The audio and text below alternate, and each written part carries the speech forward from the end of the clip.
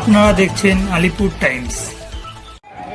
যুগবতার পুরুষোত্তম ভগবান শ্রী শ্রী রামচন্দ্রের শুভ আবির্ভাব তিথি উপলক্ষে শ্রী রামনবমী উৎসব পালন করল রামনবমী উদযাপন সমিতি।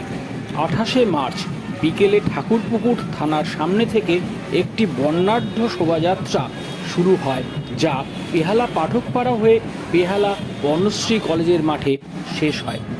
এই শোভাযাত্রায় সাধারণ মানুষের সঙ্গে সাধু সন্তরাও উপস্থিত ছিলেন।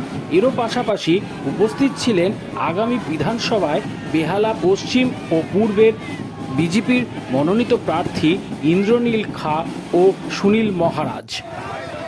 এই শোভাযাত্রা দেখার জন্য সাধারণ মানুষের উৎসাহ ও উদ্দীপনা চোখে পড়ে।